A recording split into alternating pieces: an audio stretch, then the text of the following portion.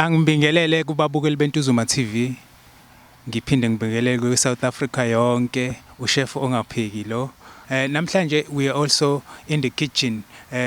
Masifika ekitchen kwaphekwe ama-chemicals ngale ndlela kwalimala abantu. NginoLloyd la eduze kwami, unodaba lwakhe olunzima okuwukuthi walimala emsebenzini.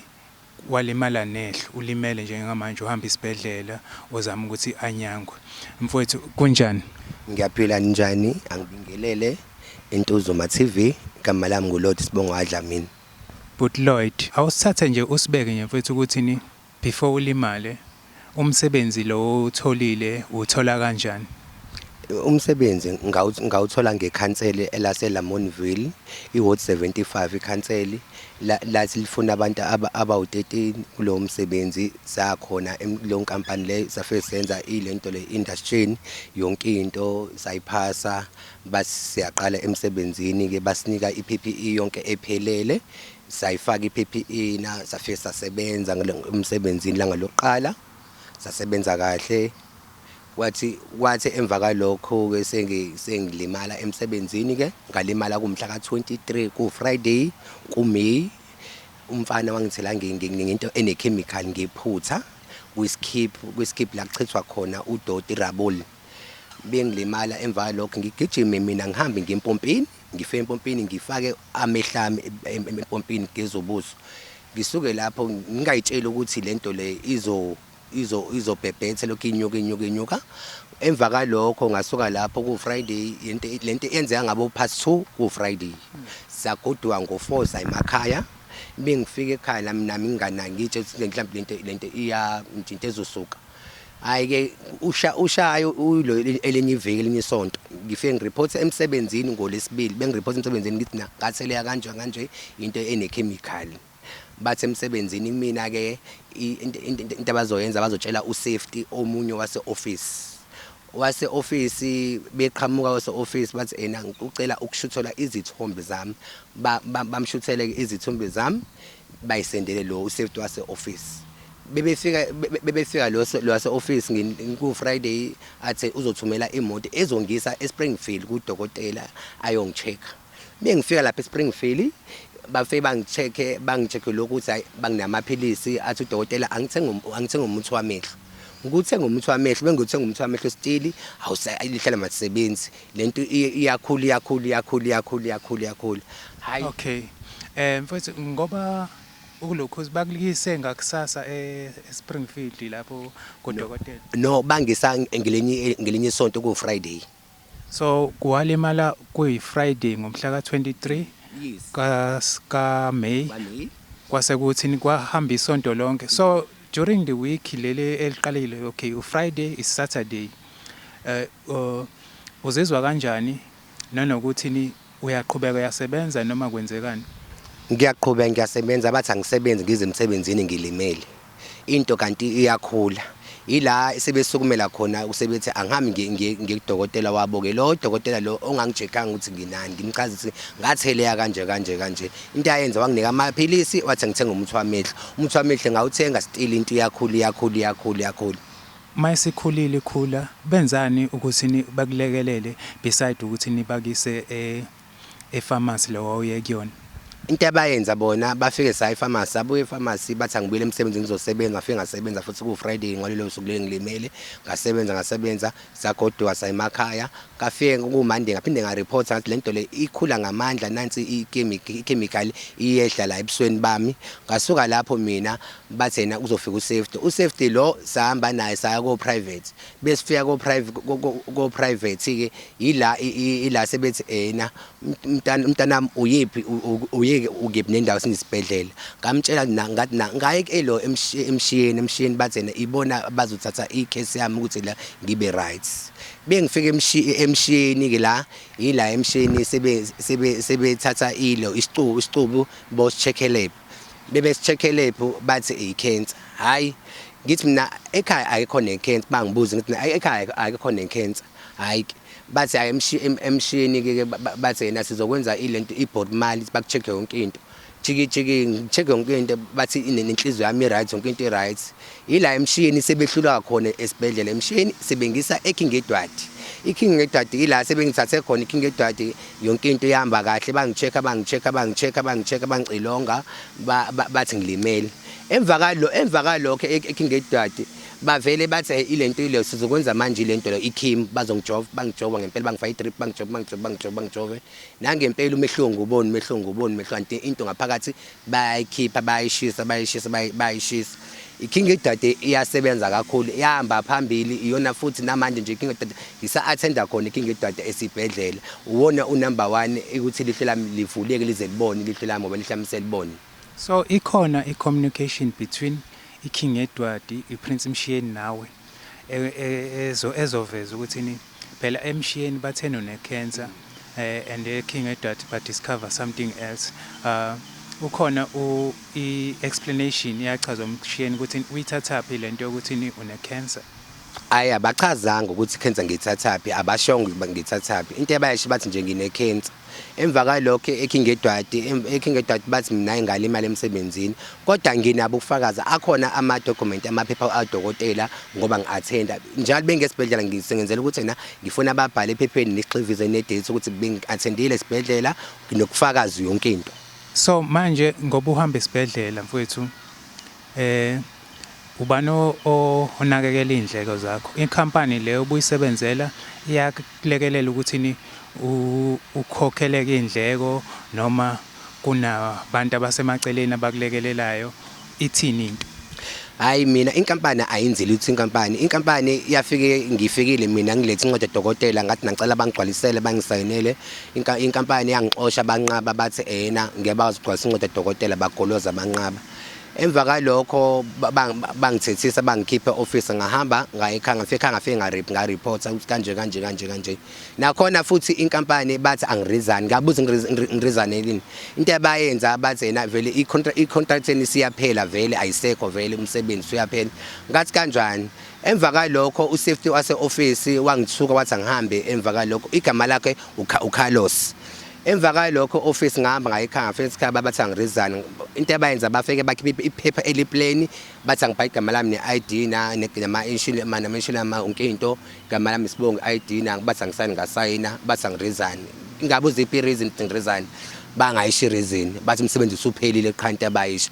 Emva kalokho mina umuntu ongilekelelayo mina ifamily yami ekhaya nakhona futhi imali ngiboleka imali ebantwini abangaphandle ngifuna imali yokugibela ukuthi ngihamba ngesibhedlela ngiyo-attenda esibhedlela ngoba into ebalekile impilo ngoba kwesinye isikhathi impilo ibalekile ngoba ibucayi ihlo ngoba isadi lami leli lehlo nobuso bami kakungase like ngikwazi nokudla ngikwazi nokusebenza bethi ngijisa ilo ingqondo ngalana bethi ngijisa ilo amahlo ngala ubhlungu lonke leside kubhlungu ngingadli lo iviki kwazi waphela iviki laphoqothi ekhaba ngithengela amaphilisi ezinhlungu ukuthi lento iyehle ubhlungu lobo ukuba cause nasemzimbeni ngase ngizacile emzimbeni nakhona into yangiphatha ukuthi ngizace bathi emsebenzini asikho permanent sama local samatoko kanjani ngoba phela safika nabantu nekhansela esikhansela na umsebenzi nabantu bami abazosebenza emsebenzini wena nakhona futhi uAtomic wawuqashe uLenses kaLenses kukhona chemical izingozi chemical basitshela ukuthi la kuyingozi kanje basichazela abakhona ukuthi is dangerous. Emva ngalokho bangathatha serious elona emsebenzini ukuthi ngilimele into ekhona lento le ukuthi iserious ngempela ngoba usafety wami lo wase office into ayisho nje wathi asikho permanent wasamatoho engidelele. Emva kalokho wangithuka wangixosha kanjalo office. Alright ngizwe ukuthi uthena eqaleni umsebenzi wawuthola ngekhansela. Yes so ulibikele ngalolu daba ukuthi okay sewulimele mawungabe ulibekelile iziphi inyathelo ikhansela la ithatha ukuthi likuhlangabeze ukuthi uthole unxaphezeleka mhlambe? Hayi ilo ikhansela ngafika mina lapha eoffice ngafika ngareport ngatshela abantu abakhona abasiza ikhansela ngathi ngicela nje ukhansela ukuthi yena ngidinga ukumbona ngilimele emsebenzini kanjani nje ngifuna hambe ongikhulumele emsebenzini. Ngibatshele ke bathi yena ukhansela uzofika emsebenzini angafiki ukhansela livele iphele inyanga jiki ngelanga sizihambela siphuma emsebenzini vele silibona ikhanseli into ayisho kumina lavele lathi sorry azange lenze lutho lavele lathi sorry into ayisho ikhanseli nakhona ikhansela elethu alenzi nakahle ngoba umuntu belimele emsebenzini uyena afuneke ahambe aye khona eze ukuthi ngoba njengomsebenzi wethu ngoba elimele simkhokhela kanjani mina ngokwami mina ngicela ijustice ngoba mina ngalimala kabuhlungu ngibuzula ubuhlungu kwechemical ngaphakathi ngokomthetho mfethu uke wazama ukuthi mhlawumbe ubhekane nale company uthe yini kama atomic uke wazama mhlawumbe okukhona bakulekelelile ukuthi mhlawumbe kuluyiswane nalolu daba ngokomthetho ukuthi uthole justice uthole ukuthi icompany ikhokhele isinxephezelo azange benze lutho bavele bathula nje azange benze lutho akho siqhephezele ibona nje bayithulela ngaze ngahamba mina ngaposta ku Facebook ngathi ngicela usizo ngoba sengithola ilo Intuzuma TV ku TikTok iyona ke manje ilona ke iTV Intuzuma isingisiza ke base ngoba ngithola yona kumabona kuthi. Okay, asilinde kancane umsindo lo sokuyisenza. Mfowethu njengamanje sibiza uZulu sithi hlangana Zulu. An injury to one of us is an injury to all of us. Ubhuti uselibekile udaba lakhe ukuthi ebesebenza kwa-Atomic icompany edila nama-chemicals based Cape eSpringfield. So ulimele njengoba nimbona nani and uhamba isibhedlela uzama ukuthi ahlengene. So ngoba ngithi hlangana Zulu umfowethu uyasikhalela la kuthina si South Africa simsize alwe lempi kugcina uAtomic ekhonile ukuthi amnxephezelele kulokhu kulimala abhekene nakho. Mazulu bengicela ukuthi ningisize kakhulu ngisizakale ngoba umuntu omnyama ngeke acindezelwe umuntu ongasiyona umZulu kahle lana ngoba ngenza le video loba ngicela usizo bengicela ukuthi ningenelele eminyangweni ngoba akukho la ngangakhona ngoba nakaLabor ngile bangichithile bangichitha bengicela nani mazu nihambe nami enyathelweni ngingabonga kakhulu benihamba nami ningisukumele ngoba ngisuke ngifuna ukulungiswa ngokulimala kwami ehlweni. Alright. Babukeli beNtuzuma TV usekhulumile uBhuti Lloyd wayekhalela kuthina sonke ukuthi simlekelele alwe lempi. What I've realized about South Africans ukuthi makukhona udaba nje olubhlungu olwenzeke komunye wethu iSouth Africa yasukuma ime ngenyawo. So njengamanje siyanqenqa ukuthi anisondele kuLloyd athole usizo athole justice ngokuthi walimala. So njengamanje uBhuti Lloyd usahamba sona isibhedlela and kunama developments amancane awuchazele nje ababukele emakhaya ukuthi sekunjani manje ngoba uhamba isibhedlela.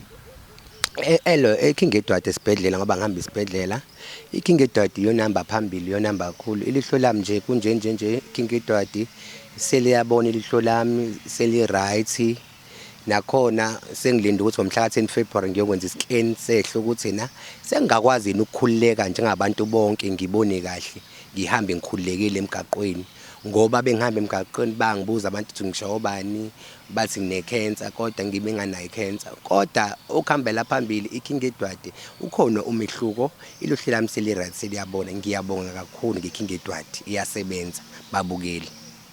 Siyabonga kakhulu nakubahlengikazi baseKing Edward ukuthi bayisukumele lolu daba do esephuma kwesinye isibhedlela ba detect something else. So iKing Edward yasukuma yabhekana ngqo nale ndaba njengamanje mfowethu useyabona and sekuselwe kancane. So ngoba uhamba mfowethu usugqokele liphe lento abayangimboze ngayo ebusweni noma unokuyikhumula uhambe nje beside ukuthi uyigqokile. Esibhedlela banginika into ezokushintsha ukuthi ngifike ngishintshe mhlawumbe u2 days ngidlulisa u2 days bese ngiyayishintsha. Esibhedlela abafuni ukuthi ngidedele, kufuneke ngifike ngiyimbozile ngikhona ingeke ingene ama-germs udoti ngaphakathi. Ngiyayimboza nje bengizoya esibhedlela. Okay, so let's say kunomuntu osekhaya njengamanje ofisa ukufaka usizo, engenza njani ukuxhumana noButi Lloyd Mathupha? Ngiyatholakala ey'nambeni zami, ngiya-WhatsApp, ngiyafoneleka kule namba le ngizoyisho. Ithi inamba yami ithi 068 572 9083, 068 572 9083. Ngiyatholakala nje ku-WhatsApp, ngiyatholakala ecingweni kule namba. Ngiyabonga kakhulu ningisize maZulu. Siyabonga kakhulu, seyishilo kuButi Lloyd, nathi siyayithumela manje lento emoyeni iyafinyelela lapho kuwena, ayifinyelele nasenhlizweni yakho. Sime sonke siwum-Afrika, sime sonke siwuZulu, sime sonke siyi-South Africa. Udaba lika Lloyd asiliphakamele sonke siyi-South Africa. And what I've realized bafowethu, njengoba ngike ngasho ukuthi abantu base-South Africa banobubele, banozwelo. So ngiyakholwa ukuthi la ifinyelela khona le video izogcina ifinyelele kubantu abangaba namasu ney'ndlela zokuthi futhi sikukhona ukuthi sifinyelele kule company izame ukuthi anxaphezeleleke uLloyd. Babukeli beNtuzuma TV, siyabonga kakhulu for your time. Sithi thina Ntuzuma TV, we inspire. Until we meet next time. Siyacela lapho if you bona le video ukuthi upress like, upress usubscribe on our YouTube channel, bese uphinde uyayishare ukuze ifinyelele nakwabanye abantu. Siyabonga kakhulu.